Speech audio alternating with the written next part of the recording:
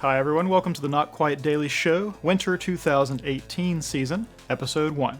My name is Theta, and for this season I have chosen the anime Darling in the Franxx for closer analysis. I confess to having some reservations about this series, but since I don't analyze sequel series at this point, and since I won't analyze things that aren't being legally simulcast in the US, this season's pickings were a little bit more slim than usual. There are some fine shows this season, but a lot of the ones I liked do not lend themselves very well to my style of analysis. And the ones that do either largely had some element that gave me pause, or simply weren't remarkable enough to be worth all this effort. Now, I have avoided doing two core shows before now, but there are some moments of real promise in this episode, and I'm also very excited about doing an original work rather than an adaptation. I'm very sensitive to spoilers, so having no source material is a big plus. Now, I think right off the bat, some people are going to draw parallels between this and Evangelion, and to be fair, there is some seeming cast overlap. There's an Asuka, there's a Shinji, there's a Misato, and wait, who would Rei be? Oh. There will also probably be some comparisons to the movie Pacific Rim. I mean, okay, surprise giant beasts emerge and attack cities, and then it's dual-piloted robots to the rescue. That part is the same, but the way the partnership works in this series is fundamentally different, which I think changes the whole thing into a different type of story entirely, but we'll talk about more of that in theme. For those of you who have followed my channel so far, we're going to do a modified version of the long look for this series, which is why the boards look a little bit different than they have lately. Let's get started.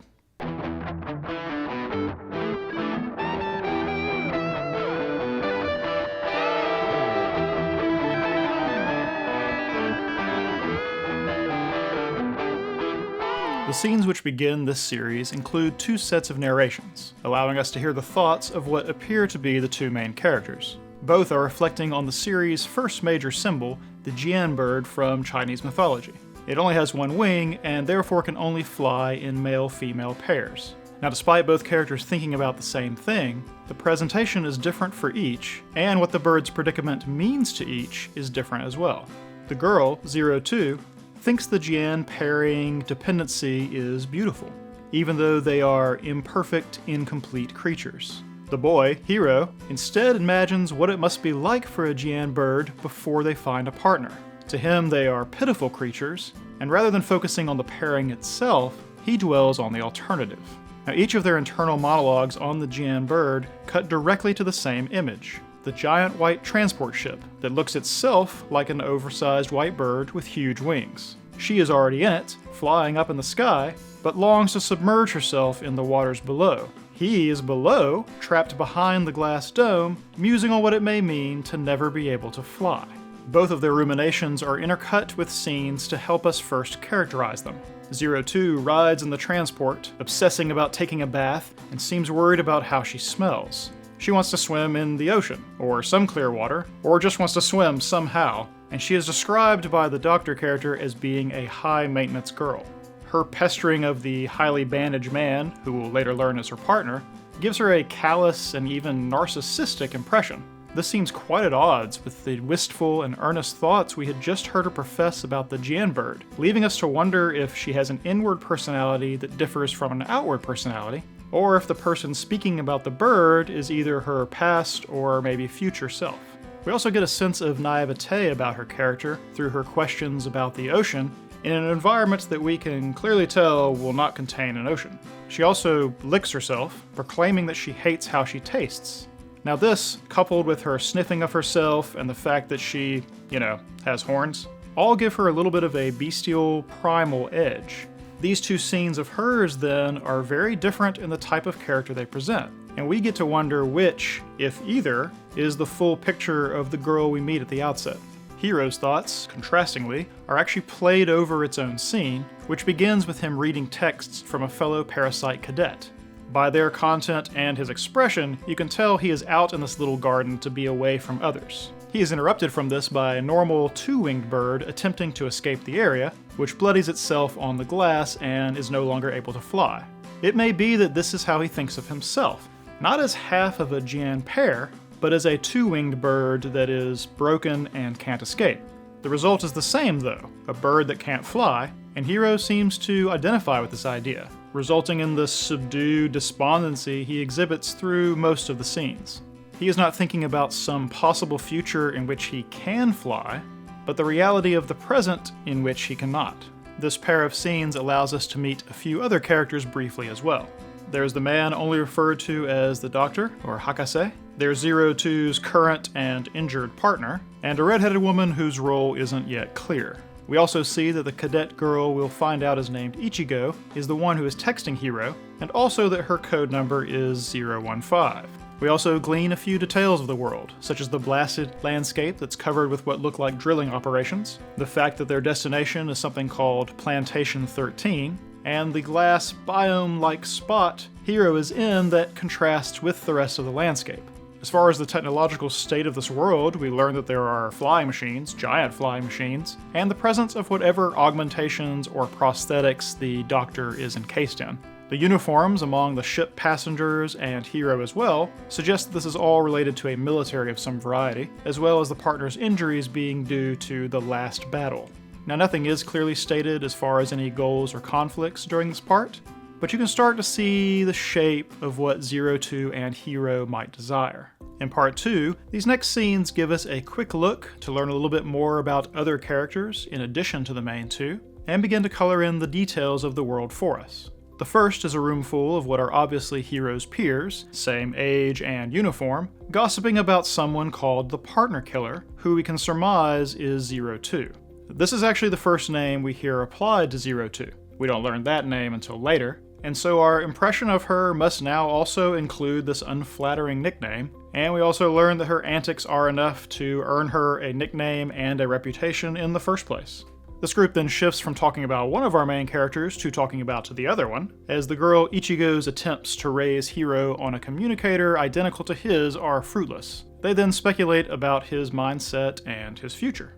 Now, while there isn't really enough here to give us much of a picture of these 8, we do get enough to sense that they'll have individual characterizations in time. They also help us to get a first picture of the situation Hiro finds himself in, and the fact that some other character, named Naomi, is caught up in it. They are sympathetic toward her, but have a variety of reactions towards him. The only one of this group given a name so far, the girl Ichigo, shows the first hints of thinking of Hiro as something more than just a peer, so she gets just a tad more characterization at this point. The other half of our cast is then shown in the next scene, as we see them deplaning in a hangar large enough for that giant transport plane. They use the Doctor's age-related complaints to drop the tidbits that they were transporting massive cargo, and it hints that this is out of the ordinary. This is planting a mystery for us to be resolved in future episodes. We see, too, that in addition to the Doctor, the security, and ultimately lots of adults, apparently, are covered in what seem like augmentations or machine interfaces of some variety. The old Doctor is then given the characterization as a bit of a lecher out of the gate when he gooses the redhead. Maybe this just suggests that he does what he wants, maybe this suggests that he does not respect the agency of others. Both could be consistent with the mad scientist vibe they are giving him so far, and neither bodes well for any other characters if they end up being involved in any trial or experiment he's in charge of. He refers to such a trial in the very next scene as they descend a massive web of escalators. The first trial run is referenced directly after speaking about the children's training, so we are given a link between the huge mystery cargo and the children's future. I think we are to infer that they will intersect. Our redhead asks him directly, why run that test case here with such a makeshift team, further highlighting that the whole affair is outside of the norm. The Doctor is vague enough to suggest some secrecy, or else he just likes being inscrutable, and he refers to the geezers in Ape not understanding it, which suggests some type of bureaucracy and the fact that he might be at odds with it. The Doctor is also the only one to notice when Zero Two slips away, but he seems more amused than troubled, continuing the impression of someone who isn't concerned about playing strictly by the rules. We get the first impression that her partner might be long-suffering at her hand, and also that Zero Two delights a bit in putting them out. She's watching to see that they notice her sneaking off and ditching part of her uniform, and shoots them a parting smirk. Now, there are no real goals set out expressly by these scenes, but we can surmise that the Doctor has some as yet unknown goal that this trial run is a first step towards. In our conflicts category, we have this growing impression of Zero Two as someone who is reckless and dangerous, even fatal, to others.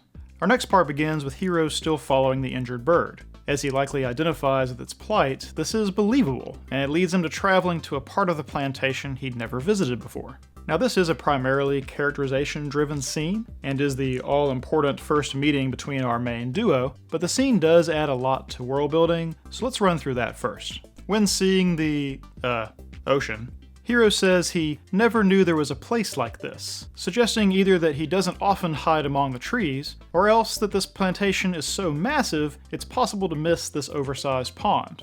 Zero Two will later suggest that this is the largest body of water she's ever seen, though whether that says more about the world they're in or her own experiences, it's impossible to say right now. At the very least, oceans must exist in order for her to know about them. We learn that there are other parasite groups besides Hiro's, thanks to the differing uniform, and this is also the scene where we learn that the bandaged guy is Zero Two's current partner.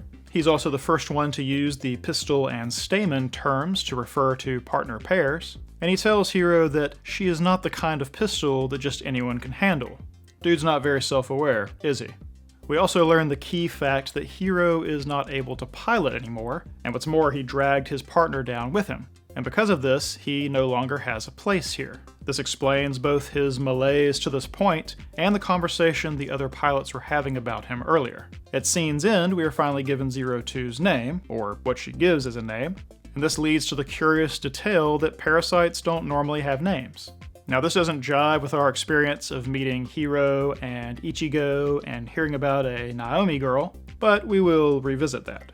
Now, as to our characters and what we learn about them, Hiro's curiosity gets the better of him about the parasite uniform he sees, and he investigates more closely by picking up her panties? Why does this kind of thing even happen? I can't imagine doing the same thing in that situation as a first instinct. I don't even like accidentally wandering into the women's underwear section in Target. I realize that we are supposed to glean that Hiro is naive and inexperienced with women, but this very next bit accomplishes this, where he sees Zero Two swimming naked, and is first awed, then embarrassed, and then finally overcome with curiosity instead. That's way more believable than establishing a death grip on a stranger's knickers as your go-to move. Anyway, once Hiro fears that she's drowning, his first instinct is to rush in to save her, stranger or not. So at least that first instinct is one we can get behind. Rather than being in danger though, Zero Two was apparently just fishing, and emerges in dramatic fashion.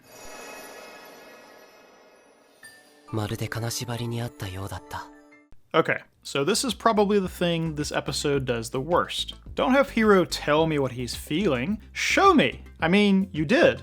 I can tell he's under a spell. I can tell he's transfixed. You even use the black bar effect to briefly make the scene feel even more cinematic.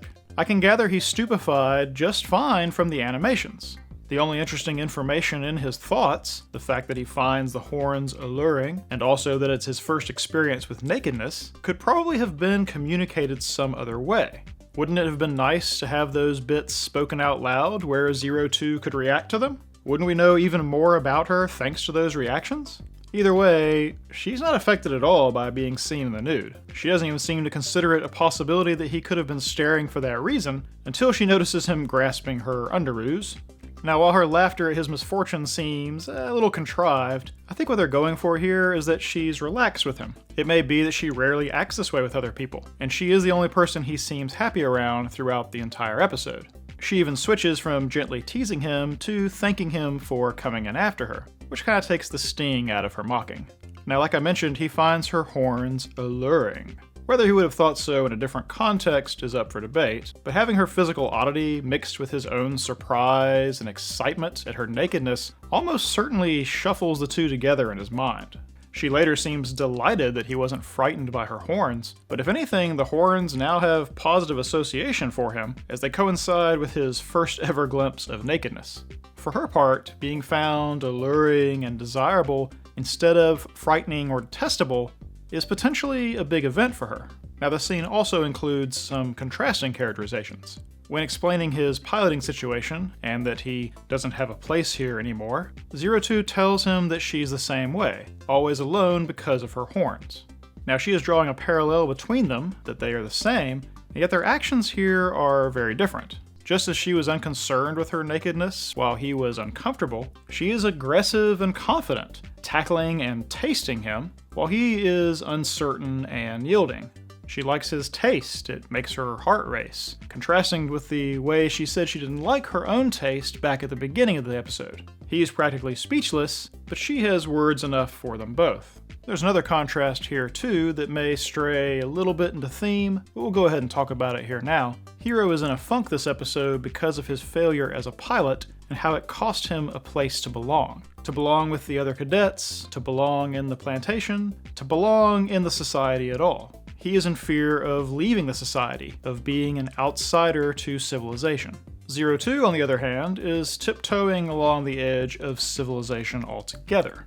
As mentioned, she has aspects that are bestial, the tasting and the sniffing, and of course the horns. And in this scene, she's comfortable without the uniform of society, or, anything, wrapped around her. She's aggressively forward with Hiro, and she confidently asserts that she'll make him her darling, even though that probably breaks a lot of the rules they live under.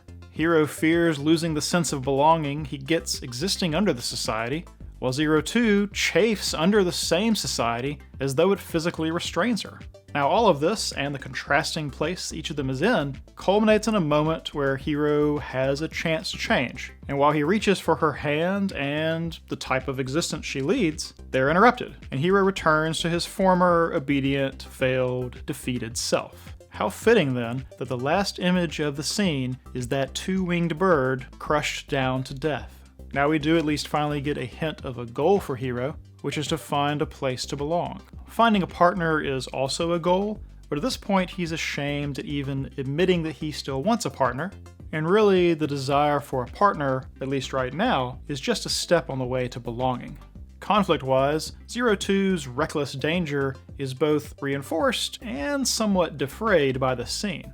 The warnings against her at the end seem both genuine and probably justified, but her characterization in this scene makes her seem less like a force of nature, more like a free spirit. The next part of this episode is a long series of short scenes that really help us understand the situation the children are in at the outset. It begins with a grand ceremony celebrating the 8 cadets moving on to the next stage of their training and service, a stage that Hiro and Naomi failed to make. The scale and ritualistic nature of this ceremony give the whole affair an almost religious vibe, and the character of Papa is introduced, heading the proceedings with all the trappings and mysteries of a priest. It seems like a wedding as much as any type of welcoming ceremony. We learn that the children are given numbers instead of names early on, something we probably guessed, and the children are also told that piloting Franks in male-female pairs is their sole purpose in life. Over the top of all of this, Papa says, "Turn your life into a blaze of glory and shed every last drop of blood you have." There's a certain fanaticism and authoritarianism given to Papa in this scene, and this really forms our initial characterization of him. We do get a little hint that maybe Ichigo is preoccupied with thoughts of Hiro, though thankfully it is implied and not thought out loud. We then finally get a clue to Hiro's full situation, as we cut to a building that looks an awful lot like a birdcage on the outside, just in case you haven't gotten the children as birds metaphor to this point. We learn that Hiro and Naomi for sure, and probably the other children as well, are orphans, or at least all originate from an orphanage. While discussing plans to return there, we learn that Hiro has special permission to remain, but he refuses. Now this may seem at odds with his desire to belong, but when he goes outside and sees Naomi crying on the bench, the resulting flashback shows us a brief scene that is ostensibly the moment he failed. This failure, at least to him, means he has no place here anymore. Staying here wouldn't make him belong any more than leaving. At least that's how he feels right now. We also learn that Hiro is code 016 and Naomi is code 703. I think it's important actually that we learn their names first and their codes second, but I'll talk a little more about that in theme. Finally, we get one of the best scenes in the episode, as Hiro and Naomi are awaiting the giant orange plants that are coming to take them away. It's intercut with a short bit with the 8 cadets on a subway or something, but I'll come back to that. There is so much that is unsaid and yet understood in the way they stand apart from each other, downcast and facing the same way, and speaking with pauses between their sentences. It's a conversation that's probably only happening because of the circumstances, as Naomi tries to keep tight rein on her emotions, and Hiro continues his episode-long pattern of avoidance. But eventually, Naomi can't contain her frustration, both at her situation and at how different the two of them feel about his permission to stay. She accuses him of just running away from your partner and from yourself. She mentions how they've come so far. She references friends that have disappeared. Clearly the process so far required sacrifice. And she's distraught that she can't continue, and disbelieving that Hiro would turn down that chance, saying that she would definitely stay even if it killed her. Now Hiro, once she does lose her cool, seems to really hear her. He's surprised and distressed at her outburst. When we come back to the scene and Naomi is getting on the plant to leave, I think he's finally listening for the first time this episode to anyone besides 02. He wasn't expecting this to be goodbye, especially not for good, but Naomi, for her part, is going to plead with him one last time to stay, as she would if she were in his shoes. Now after she gets him with the case to the face, and it's clear that these are going to be their last moments, she talks about her name. Now this bit with her talking about liking the name that Hiro gave her, and then her losing her composure, this is one of those few flashes of greatness in this episode that really tilted me towards choosing the series.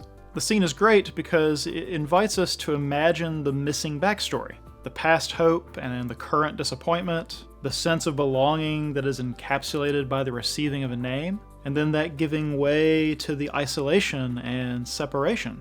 Even how her attempt to be strong in this moment contrasts so much with the girl crying on the bench. That distraught girl is who she is right now, but she attempts to give Hiro some words and advice anyway, despite the implication that some part of the situation is his fault. This suggests to me a sense of needing to give back to him, that maybe in the past he was a source of encouragement for her, and she's attempting to pay it forward. We may never actually know any of these details, but that doesn't matter, really, because there's so much we can guess about the situation of the children in general, and these two in particular, and even in Hiro's character between what it is now and what it must have been before.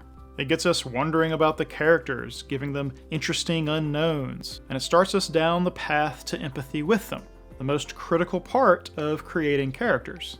Despite being so short, this is such a great exchange. Certainly much better than Hiro thinking his thoughts aloud for us. Now for the brief little intercut scene, we see what looks like a subway map and the new cadets on a train car or something similar. This really suggests the immensity of this plantation. We also see that they have a type of battle suit that they've changed into for the startup part of the ceremony, and just like they are male-female opposite pairs, the suits are black-white opposites as well. Now despite how huge this startup ceremony event is in their life, their conversation is about Hiro and Naomi. Whatever society may dictate, those two are not outsiders to this group. Anyway, one of Hiro's fellow cadets says that they could never tell what was going through his head, and they call him a crybaby. So it may be that the morose and intractable Hiro that we've known all through this episode isn't completely different from who he is normally. While discussing them, another remarks that their ship probably isn't headed to the garden. I've never even heard of any parasites coming back home. Well, this suggests that either the orphanage or maybe the region it's in is called the Garden, but more importantly, it suggests that some other destination is intended for Naomi and Hiro, despite the fact that the officials said they were returning to the orphanage, just in case there weren't enough hints that the authorities don't have the children's best interests at heart. Finally, in the last section, we finally get to see what all the fuss is about, as some monstrous thing we're apparently calling a Klaxosaur emerges from the waste. Here then, all the work of setting up all the characters and situations throughout the episode finally gets its payoff, as they can shift between each of them as they realize the threat that has materialized. We first cut to 02, who apparently can smell them before they even show up, and is very matter-of-fact about it. Then we cut to the cadets, eager to become official parasites, and confused when things go awry. There's a brief flash to Papa and an attendant, and it reveals that they are projections or holograms or something. Then it cuts to the doctor and the redhead, who note the fog rolling in with concern as they seem to understand the implication.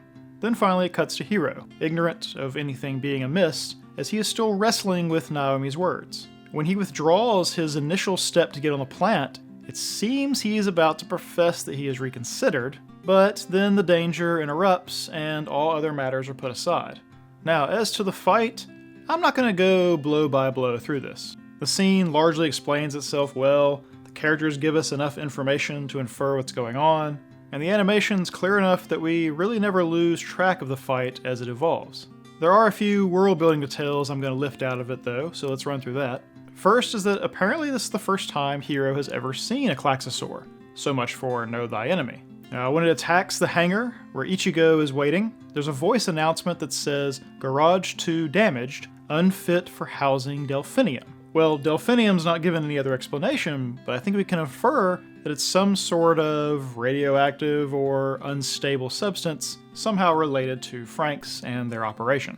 When Zero Two's Franxx shows up in its beast form, the redhead refers to it as a stampede, which from context I'm guessing means that form.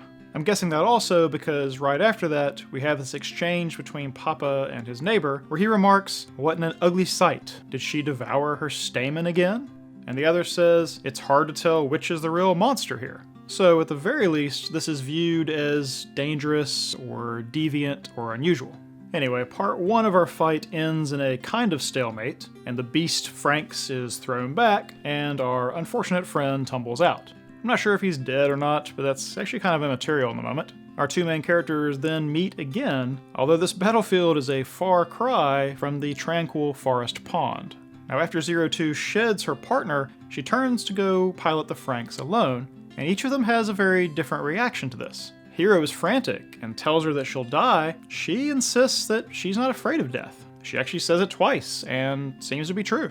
This is not her first rodeo. It's probably not the first time she's had a partner pushed to the brink of death, or over it. They're in completely different mindsets right now, and yet they're both in a kind of crisis. Once again, alike, but different. When Hiro says that you can't pilot Franxx alone, she insists that she always is alone, which calls back to their earlier conversation by the waterside. Despite this, when he offers to pilot with her, it's her turn to be the hesitant one. She's skeptical and she asks him if he's ready to die, because she certainly is. Now he says that he doesn't know that, but he knows that he doesn't have a place to belong right now, which to him is no different from being dead. This seems to convince her that they are alike, or at least in a manner that actually matters to her. She likes the look in his eyes. She says she's excited by it, which is the second time that she has been excited by him. You know, earlier she told him, if you don't have a partner, just find another. And if you can't, take one by force. Well, she takes her own advice here, pulls him to her, and gets a taste of him, kissing him, and then the Franxx whirs to life. He will later say that the warm touch of her lips made my heart race, echoing her words, but he also says that he doesn't understand why. I think it's clear, though, that Zero Two understands why. Anyway, this kicks off the Franxx transforming into something more human-like, and our doctor begins a pronouncement over the transformation that has the feel of a prayer or a prophecy, ritualistic words meant to be given extra weight when said just so. He then cries out, "You're the best, Strelitzia." Now, I won't be surprised if that ends up being the actual name of that Franxx. The doctor seems like the kind of guy that would give code numbers to children and call other adults by their titles, but then have pet names for robots and other experiments.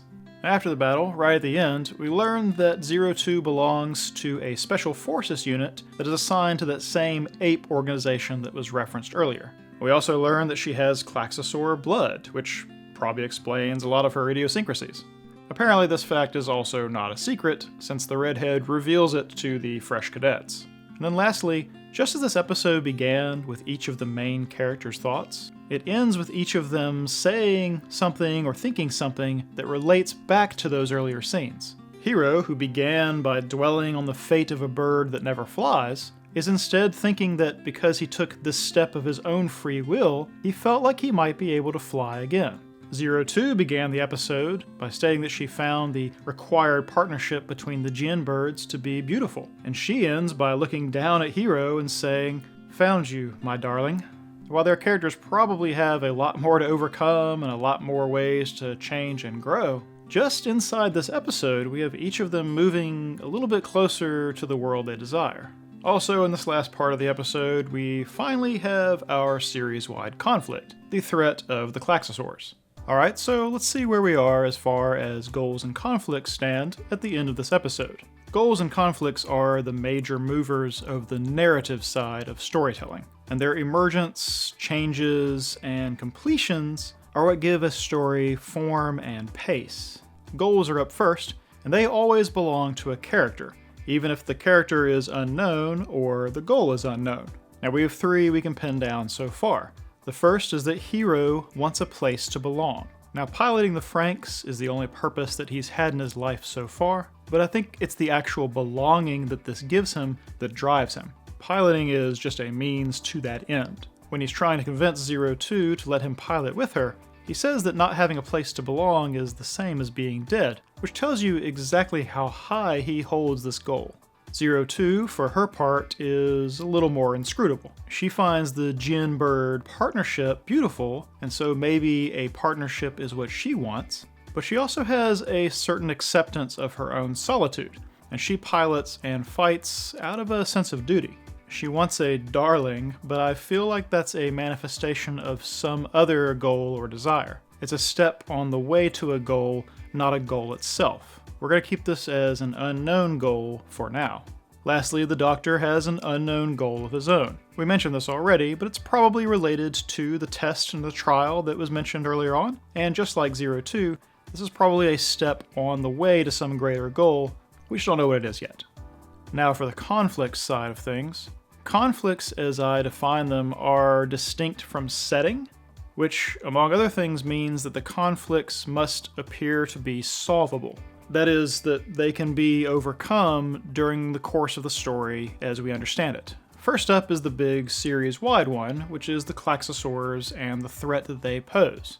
Now the Klaxosaurs are attacking something in the plantation. Is it the population? Is it the structure?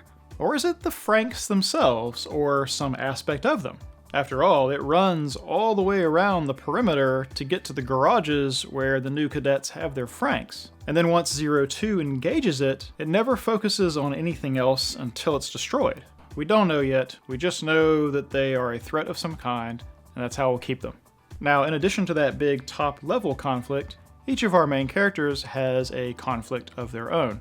Zero Two's conflict is that she devours her partners. She's the partner killer. That is a heck of a catch if you want to solve that first conflict. We're going to assume that this is solvable but ongoing until we know otherwise. Hiro's conflict is that he has lost the ability to pilot. Now so far, other than the pairing part, we don't know what it means to pilot or what is even involved in that process. Whatever the ability is that he's lost is important enough to have changed his fate, and Zero Two also believes that his ability can be awakened, it can be brought back. Getting his ability to pilot back you might think would be a goal, but the loss of it is a detriment and potentially a danger.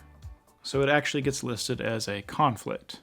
Now to talk a bit about theme. We're going to do a slight deviation from how I normally do this for the premiere episode. Rather than assign names to the thematic patterns we recognize already, I'm going to go through the potential thematic elements I notice, and over the next few episodes, the one that present themselves to be actually part of a pattern will get names, and we'll track their progress from there. I fear that this might be a non-indicative first episode, so I don't want to jump too far down the wrong track before we have a better sense of the story's shape. Now, back in the opening, I said we would examine how the partnership in this series differs from the Pacific Rim partnership, an obvious comparison. In Pacific Rim, you need 2 people who synchronize well, especially in fighting, who are then mentally and emotionally disciplined enough to stay focused in combat. And that is it. The partnership in Darling and the Franxx appears to be different entirely, needing the partners to be in male and female pairs, plus they're referring to them as stamens and pistils, which are the sex organs of flowers, gives us a pretty big flag that there's a sexual undercurrent to the partner process. I mean, it's not just in the pistil and stamen nicknames, or the way Zero Two refers to her partners as darling, but there's also the transformation of the Franxx from something bestial into something humanoid. There was a ceremonial linking of the cadet partners together in something not unlike a marriage ceremony. And there's the choice of using adolescents as the pilots at all. I mean, adolescence is designated as its own stage in human development specifically because sexual maturation is such a transformative process. There's also the part where Zero Two stealing a kiss from Hiro is what powers the Franxx back up, and all the sexual tension between them in the pond scene is implied to be part of the reason she wants him as a partner in the first place. I think it's also noteworthy that her being female is apparently more important than her actually being fully human, which again just suggests that some sort of gender-sexual dynamic is a critical part of this partner-pilot process. So yes, very different. I'm sure it will be explored thoroughly. We potentially have a World of Children style story. Don't actually know enough to know that yet, but if we end up in a situation where the pilots, the cadets, are more or less separated and have to do things themselves apart from the adults, we might be straying into World of Children, very common in anime. Next, I want to talk a little bit about Zero Two's swimming scene. Now, nudity can be used to show innocence and also vulnerability. Nakedness is not always for humor or titillation or just fan service. Now, I do think there is supposed to be sexual subtext here, but it's serving theme and characterization. It's not gratuitous. I think her nakedness and how nonchalant she is about it gives her a little bit of a contrast with other characters also. I pointed out a bit, but most of the adults are really covered up. Some, like Papa and his attendants or whatever, are actually completely encased, and the adults in the audience are only slightly uncovered. Even most of the guards and soldiers we've seen have facial coverings. The cadets' uniforms with their shorts and skirts actually seem like the most scandalous thing in the society, but this actually seems more like the hallmark of youth. Zero Two's complete nudity then sets her apart from every other character, and we're gonna have to watch to see if that is recurring. Now, the Jin birds in particular, but birds and flight in general, are the most obvious symbols in this episode.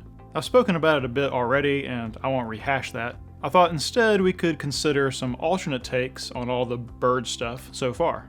In the first scene, I likened the two-wing bird to Hiro, that's actually the way he sees himself rather than half of a Jin bird pair. It's very brief, but when Zero Two pounces on him in the pond, a bird just like that flies overhead, as though suggesting this kind of closeness might make it possible for him to fly as well.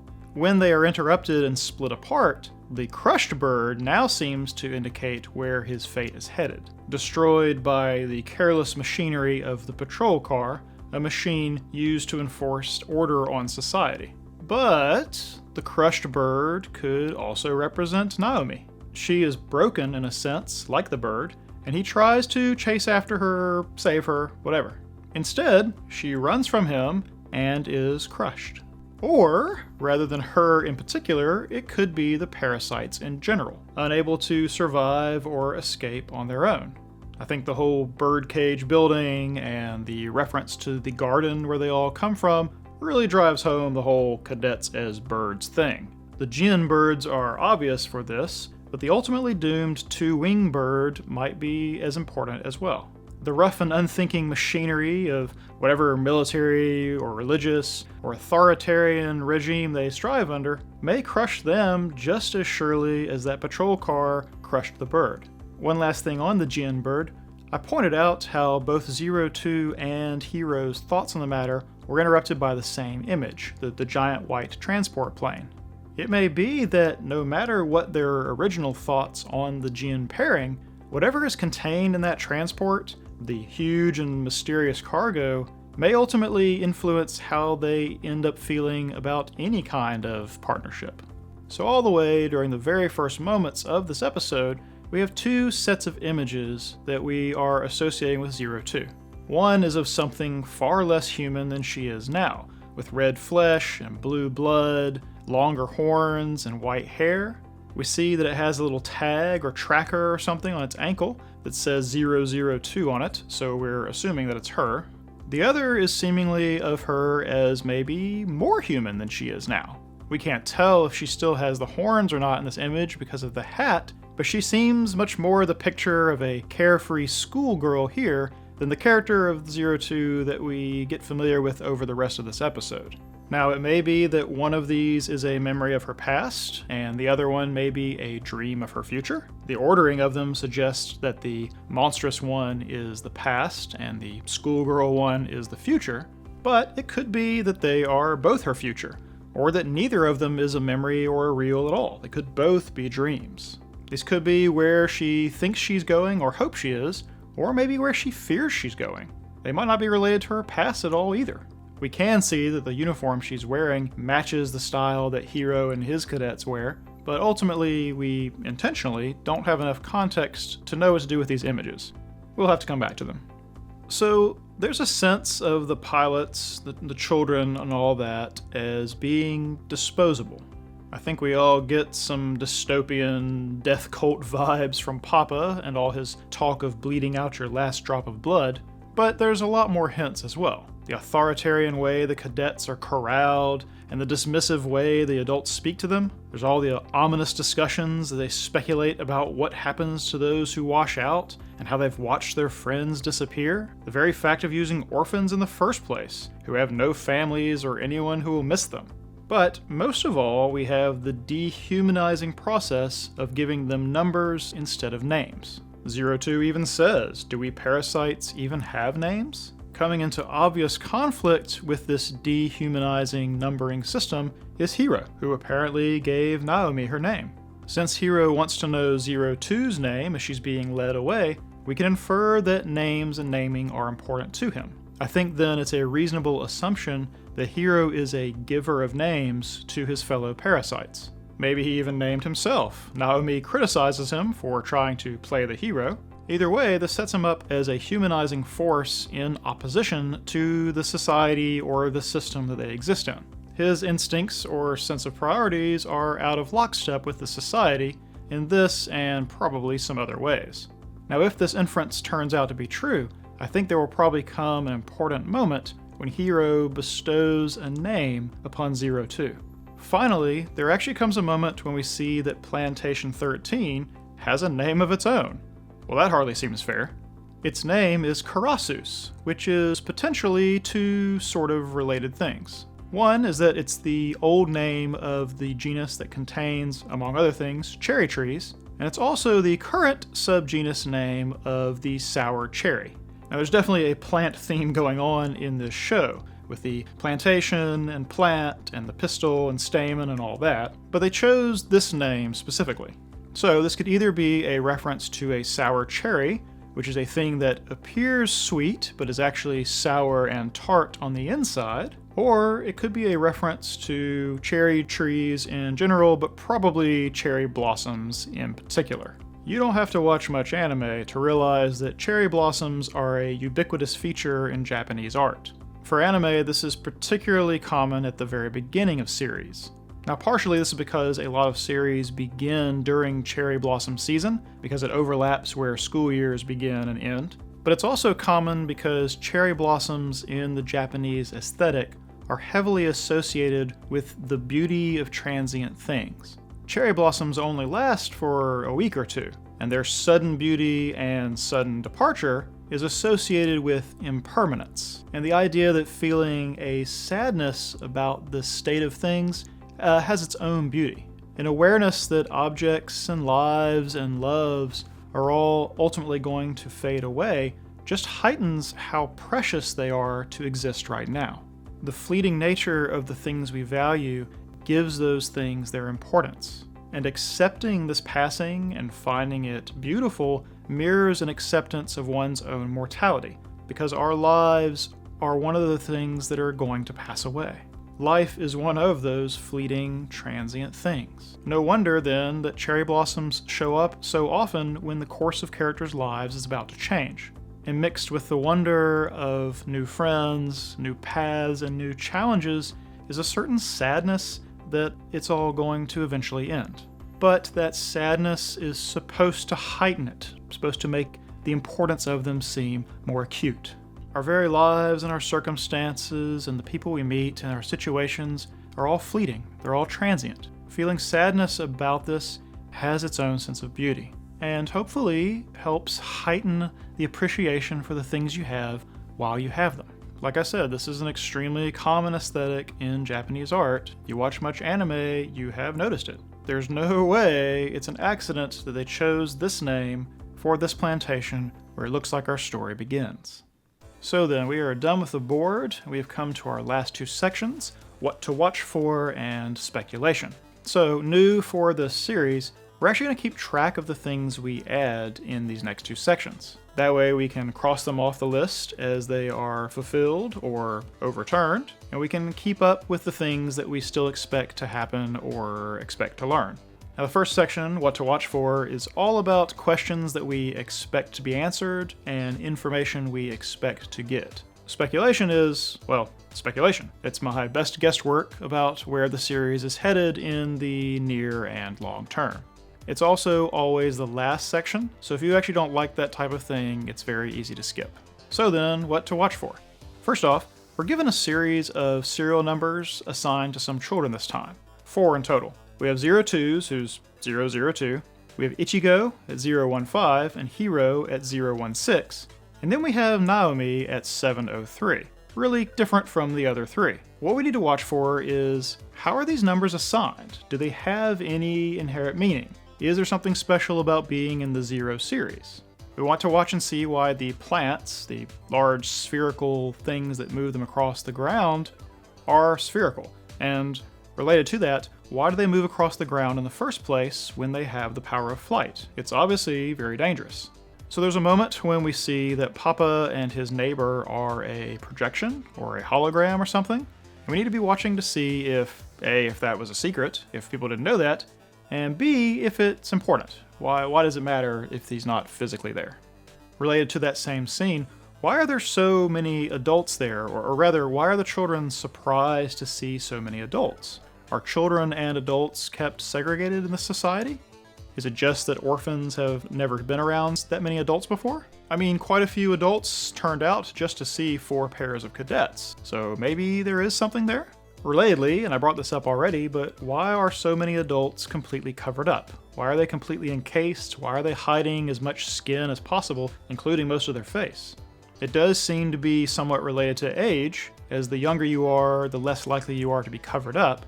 That actually brings me to another question. Why is Z2's current partner seemingly older than everyone else? Maybe he's not, maybe he just hit a mad growth spurt very early, but I feel like it's implied that he's much older. Does the age of the pilots really matter? That's a question we're going to need to find out also. Somewhat related to that, there's all kinds of technobabble about the piloting process and all that. None of it may be important. We're to find out as we go along. But so far, the things that are pointed out about it are probably important, and we need to watch to find out why. Like, why does it have to be male and female pairs? Why cannot a single person pilot these things in the first place? Why are they even called parasites? Is there something parasitic about the pilot-Frank's relationship? Or maybe between partners? Let's see. There's a part where Naomi throws her case at Hiro to keep him from following after her, and she says for him to share what's in that case with the others. She doesn't have a need for it anymore. So, assuming that it wasn't totally destroyed, what's in the case? Now, the thing they're fighting about in that scene is partially that Hiro, despite failing, is being allowed to stay. So, why is he being allowed to stay? What is the favoritism that Naomi is referring to? Who does this favoritism come from? And hopefully we can maybe find out what would have happened to him if he'd stayed, even without a potential partner. Lastly, there's a couple of things that are kind of obvious. We're going to be watching to see if Hiro can actually pilot now that he is partnered up with 02. We're going to be watching to see what the trial run that Doctor referred to is, and what the humongous cargo is in that transport plane. We'll be watching, of course, in a general sense, to have the details of the world filled out. Who is Ape? What do they administer? What organization does Papa belong to? Is he a religious leader, political leader, military leader? And so on. There's lots of things we don't have filled out yet, but all of those are, I think, obvious questions to ask about the series after the first episode. Finally then, speculation. I actually don't have a whole lot on this, but we will run through what I've got. Now 02 gets her name because her serial number is 002. I speculate that there will be a 001. Now, whether it's an influence on her past or some kind of surprise in the future is anyone's guess, but I think you can count on such a person to exist and matter. Kind of went over this, but I'm not really going to speculate about the technological details. They will likely give us lots of techno-babble, but they will probably let us know what's actually important from a plot standpoint, and we can then pay attention to that. There's no point in getting worked over now about whether the color of things matters or something else that might turn out to be completely innocuous. Likewise, I'm not going to speculate too much about the state of the religion or nation or whatever this is. I think they gave us enough to know that it's dehumanizing and authoritarian, and that's plenty to get started. I think they mostly just wanted to give us a sense of how to feel about it, not really what to expect from it, if that makes sense. I speculate that the cadet pairs will be opposites to each other in some respect. The only one of these pairs I can spot so far with the limited characterization we have is the guy that is eating and is drawn in such a way to be out of shape. That is, someone who is represented as being sloppy, and he is paired with the girl who I think is very well put together. Now, I'm guessing she is that way because the voice actress they chose for her is Hayami Saori, and she has a very distinctive voice she uses for Ojo characters, well-mannered, fine young ladies, and she's using such a voice here. That sends a strong signal to me that it's going to be that type of character. I think the whole opposites as effective and opposites attract things will probably come into play in this series, and I think this is just going to be one manifestation of that. So then here's the only real big speculation. I think we've been given a false impression of the whole. That is to say that the series as we understand it so far is not how the series is really going to go.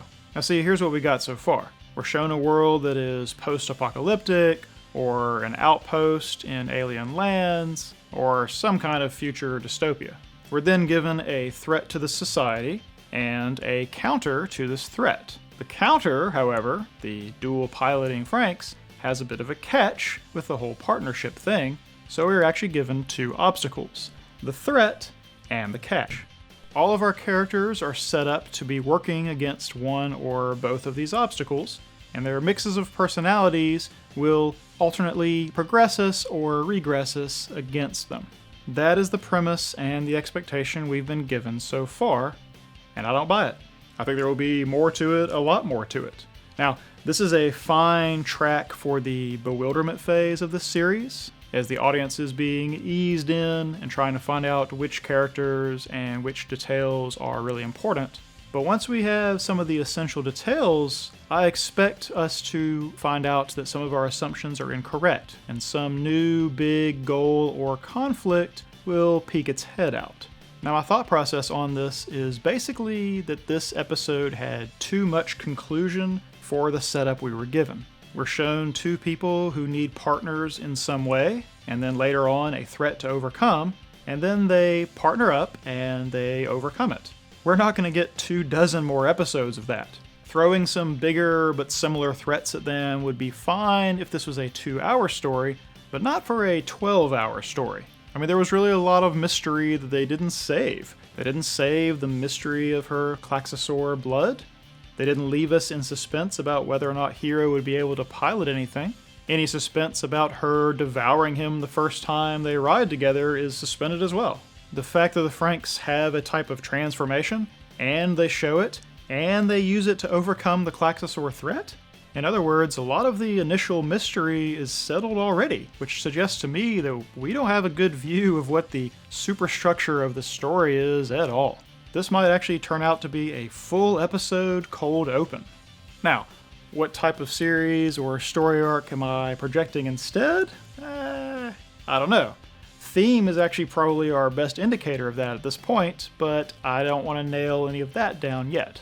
One thing I will guess at, though, is that since there are so many obvious parallels between this and Evangelion, it will almost certainly go down a different path than Evangelion.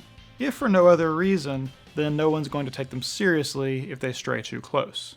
Alright then, that is it. We are over. I know this is going to be a long one. Don't worry, they're not all going to be this long. I just don't have that in me, for starters. I'm really looking forward to this series. I'm really looking forward to an original story. I'm really looking forward to being current on it as we go through. And like the big nerd that I am, I'm excited to find out which of these themes end up getting a lot of play. So I'll see you next time. Maybe we have some answers.